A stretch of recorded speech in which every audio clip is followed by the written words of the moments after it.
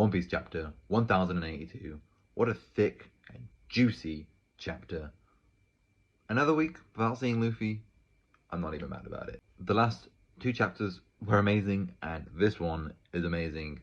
So much has happened, and it just goes to show how good of a story it is that we go over 4 weeks without seeing the main characters, and each chapter is absolutely fire. 10,080. We got Koby, and we got Sword, and we got Blackbeard's crew. 10,081. We get Garp, we get Kuzen, we get more of Blackbeard's crew, and we get Beppo being a badass. And now we've got the Marines and our boy Buggy and his Cross Guild, and the cherry on top, Koby's alive. How did he survive? How did we get a boat full of civilians? But I'm getting ahead of myself, because T-Bone has been killed. Yeah, T-Bone is dead, which is a shame, because T-Bone was a real one. T-Bone, if you don't remember, was a Marine during Water 7. He was the guy that had the big sword and fought Zoro. And even after fighting Zoro, the dude was such a great guy. Zoro apologized for beating him, and I gotta know what this little guy did to kill T-Bone, man. Like, insane. T-Bone's death brought great conversation between Tsuru, I hate the fucking names, and Sengoku, and Tsuru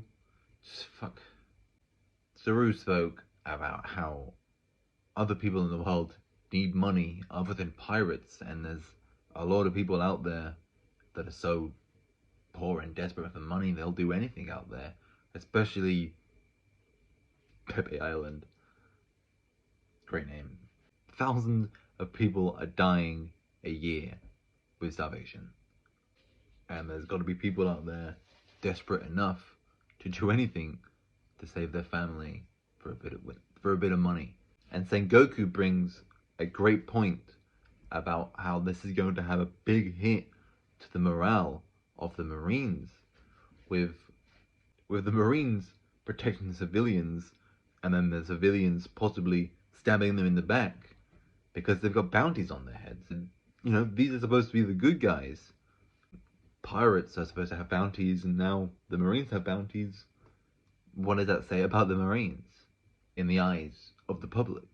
But that's where the conversation ended, because they found out that Garp has gone to save Koby, and with this discovery, I'm hoping one of them acts on this information and sends out a fleet to back up Garp, which is unlikely, I know, but boy would I love to see Garp and Sengoku team up to beat the shit out of just everyone at Blackbeard's Island. That's what I want.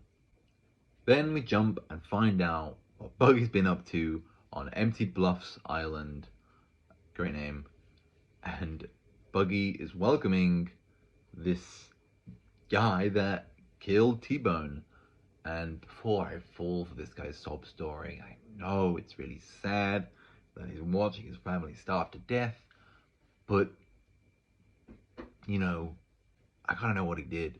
You know, Buggy called him evil charisma incarnate. And, you know, T-Bone's a great guy. T-Bone wished nothing to protect life, you know? He was a vegan. Like, as far as I was aware, screw this guy. Like, he's evil. I don't give a shit. Fuck that guy. I'm on T-Bone's side. But then we go back to Buggy having his little dance before the reveal of the boat that they have built for the Cross Guild. And if I wasn't reading this chapter for the first time, hiding in the bathroom toilet at work, I almost burst out laughing at the reaction faces in these panels. I need these panels blown up as I got them posted. These are my favorite panels, reaction panels. Top list. I'm gonna make one. These are on the top list. Just the horror in Buggy's eyes as he knows what's going to happen to him when Crocodile and Mihawk discover it, and they're right behind him. And I just look at these faces. Just, mwah. Chef's kiss. I need these in color. These are amazing. I fucking love this. And then Mihawk and Crocodile suggest taking Buggy to the meeting room. And by meeting room, it's more of a torture room, as we see Buggy is hanging by a hook and his body is nowhere to be seen. And looking around the room, there's a chair full of spikes, there's hooks, there's chains everywhere. God knows what happened to the rest of him. But after some talk, Buggy delivers one of the best goddamn calls to action speeches in One Piece and announces that he wants to be the king of pirates. And god damn it, I love Buggy so much. He's just so great. And his speeches are just obviously Mihawk and Crocodile don't want to carry Buggy all the way to the Pirate King. Mihawk literally said in the other chapter that he doesn't want to do any of that. Buggy's literally been carried all the way to Emperor of the Sea by luck itself. I've got to make a whole video on Buggy because he's got this amazing power, like Luffy, to bring others in around him and to support him. But Buggy actually uses it to his advantage. But back to the chapter, because we then cut to some weirdos in Kamabaka Queendom, and these are some wild designs. Oda, what are you on? This cow person thing that speaks in sort of caveman speak? And then, you got this cool robot arm woman, and I'm loving her design, but then you got the fucking Humpty Dumpty with Whitebeard's mustache, and this fucking guy's eating a pair of goggles. One Piece is so weird. I love it. But screw those guys, because Sabo is alive. How? I don't know. Wasn't on the island apparently when it blew up, and also happened to have a boat full of refugees. Maybe they were already set on leaving and joining the Revolutionary Army. I don't know.